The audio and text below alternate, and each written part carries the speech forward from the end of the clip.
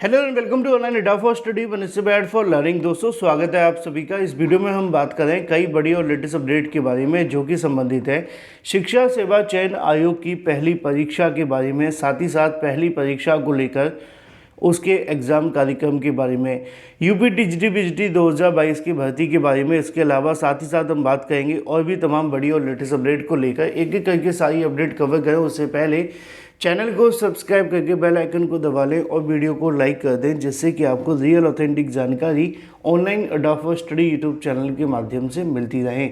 चलिए शुरुआत करते हैं सबसे पहली अपडेट के साथ। और सबसे पहली जो अपडेट है वो है शिक्षा सेवा चयन आयोग की पहली परीक्षा के बारे में। जैसा कि आप जानते हैं कि नए शिक्षा सेवा चयन आयोग का गठन तो हो गया था। गठन होने के बाद पहली जो बैठक है कार्यवाहक अध्यक्ष की अध्यक्षता के अंदर जो आयोजन है वो की गई थी, और उस बैठक के अंदर कई अलग अलग प्रकार के जो निर्णय हैं वो लिए गए थे।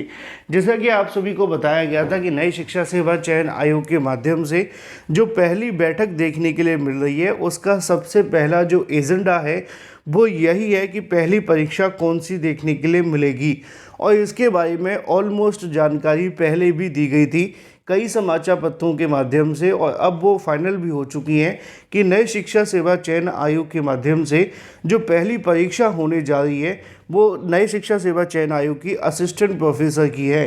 क्योंकि इसमें सबसे बड़ी जो समस्या थी, टीजीटी पीजीटी और असिस्टेंट प्रोफेसर में से किसी एक को चुनना था, क्योंकि टीजीटी पीजीटी में 13 लाख से ज़्यादा अभ्यर्थियों ने आवेदन किए हैं, और असिस्टेंट प्रोफेसर भर्ती के अंदर लगभग जो आवेदन है वो 1 लाख या 1,10,000 के समथिंग है।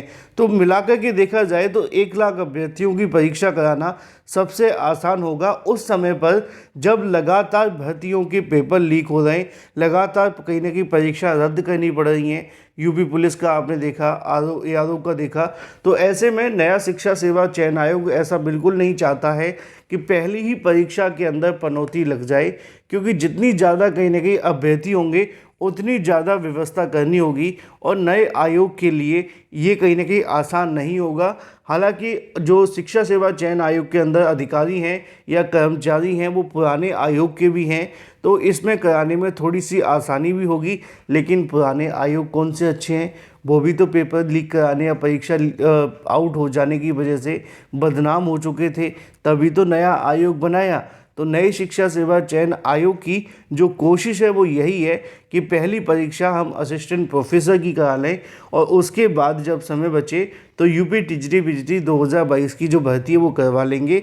और इसमें उम्मीद जताई जा रही है कि शिक्षा सेवा चयन आयोग के माध्यम से जो पहली परीक्षा होगी वो जुलाई में कराए जाने की जानकारी मिल रही है, यानी कि इस परीक्षा को वो जुलाई में करवा सकते हैं। बाकी जैसे ही और जानकारी मिलेगी आपको इस चैनल के माध्यम से दे दी जाएगी।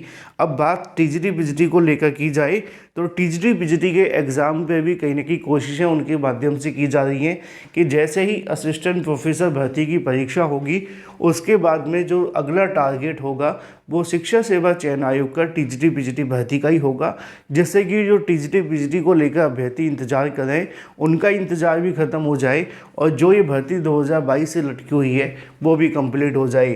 तो अधिकारियों का कहना ये है कि पहले हम असिस्टेंट प्रोफेसर को कराते हुए स्थिति को समझेंगे किस तरीके से परीक्षा हुई है, और अगर परीक्षा सफलतापूर्वक हो जाती है तो उसके बाद में टीजीटी पीजीटी का काम शुरू कर देंगे, यानी कि पहले काम शुरू हो जाएगा लेकिन परीक्षा उसके बाद ही कराएंगे। तो आप लोग अगर दोनों में से किसी में भी आवेदन किए हैं तो अपनी जो तैयारियां हैं वो थोड़ी सी तेज़ कर दीजिए, क्योंकि ये दोनों ही परीक्षा नए शिक्षा सेवा चयन आयोग की प्राथमिकता में है। तो फिलहाल ये बात हो जाती है शिक्षा सेवा चयन आयोग की पहली परीक्षा के बारे में, साथ ही साथ यूपी टीजीटी पीजीटी 2022 के बारे में। और इसको लेकर कल की तारीख में जानकारी भी दी गई थी। चुनाव के बाद भर्ती परीक्षा की ओर बढ़ेगा राज्य शिक्षा सेवा चयन आयोग।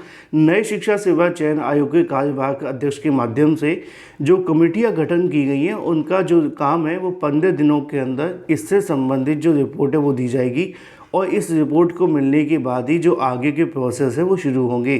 तो फिलहाल एक बात तो कंफर्म है कि टीजीटी पीजीटी 2022 की जो परीक्षा है उसमें कम से कम आपको अभी और समय मिलेगा तैयारी करने के लिए, लेकिन ये समय आप ख़राब ना करें, अपनी तैयारी को और बेहतर बनाएं। बाकी जैसी आपकी मर्ज़ी, आप चाहें तो उसके आधार पर प्रिपरेशन कर सकते हैं, मेरा काम था जानकारी देना। बात कर लेते हैं अपनी अगली अपडेट के बारे में, जो कि संबंधित है उत्तर प्रदेश में नई प्राथमिक शिक्षक भर्ती को लेकर, क्योंकि इसके लिए भी अभ्यर्थी काफ़ी लंबे समय से इंतजार कर रहे हैं और अभ्यर्थियों ने धरना प्रदर्शन भी किया, अभ्यर्थियों ने ट्विटर वार भी किया, लेकिन सब कुछ हो जाने के बाद भी नई प्राइमरी शिक्षक भर्ती का विज्ञापन नहीं आया। अब ये बात तो सच है कि नई प्राइमरी शिक्षक भर्ती का विज्ञापन 2-3 कारणों की वजह से रुका हुआ था, जिसमें सबसे बड़ा जो कारण था वो कहीं ना कहीं नए शिक्षा सेवा चयन आयोग का था। क्योंकि जब अभ्यर्थी मांग करते तो उनका कहना हमारे पास तो आयोग ही नहीं है, हम किससे परीक्षा करवाएं, क्योंकि परीक्षा पीएनपी से करवाना नहीं चाहते थे। पीएनपी ना एक ऐसी संस्था है जिसका काम है डीएलएड से संबंधित परीक्षाएं कराना, है ना। अब वो डीएलएड से संबंधित परीक्षाएं तो करवा सकते हैं, लेकिन यूपी टेट जैसी परीक्षा या प्राथमिक शिक्षक भर्ती जैसी परीक्षा उनको अतिरिक्त जो भार है वो दिया जाता था, जो उनके बस का नहीं था। इसी वजह से सरकार ने सोचा कि नए शिक्षा सेवा चयन आयोग का गठन कर लेते हैं। अब आयोग के गठन की वजह से भर्ती रुकी हुई थी, लेकिन ये एकमात्र रीज़न नहीं था, इसके अलावा और भी बहुत सारे रीज़न थे। और दूसरा रीज़न था सरकार की मंशा, क्योंकि सरकार चाहेगी तभी तो भर्ती होगी। सरकार भर्ती करना चाहती थी एडेड जूनियर की, चाहे उनको नौकरी नहीं मिली, लेकिन परीक्षा कराना चाहते थे, करवा ली। ऐसे ही प्राथमिक शिक्षक भर्ती 69,000 68,500 की बात है, तो वो भी सरकार करना चाहती थी, इसलिए तो हुआ। लेकिन नई प्राइमरी शिक्षक भर्ती को लेकर सरकार की मंशा होना बहुत महत्वपूर्ण है, और इसी मंशा को लेकर यहाँ पर जानकारी भी दी गई है।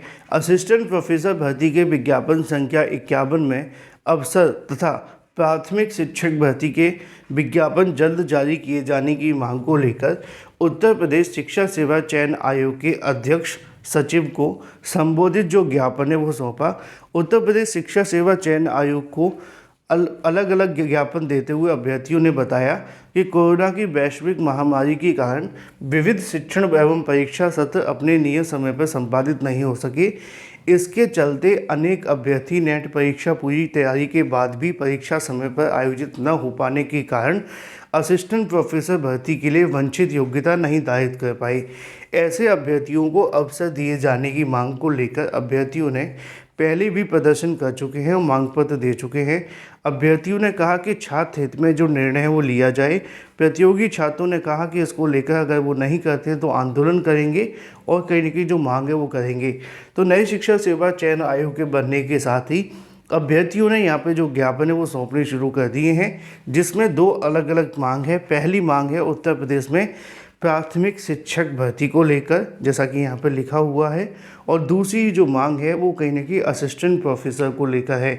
इन दोनों ही मांग को लेकर सचिव और अध्यक्ष को जो ज्ञापन है वो भी सौंपे जा चुके हैं। लेकिन मैंने स्टार्टिंग में कहा कि नई प्राइमरी शिक्षक भर्ती का विज्ञापन निकालना सबसे महत्वपूर्ण जो काम है वो सरकार की मंशा है।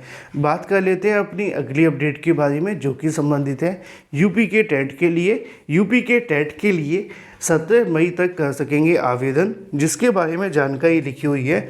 17 मई तक आवेदन का मौका मिलेगा और इसकी जो परीक्षा होगी वो 11 और 12 जून को देखने के लिए मिलेगी। Thank you for watching this video.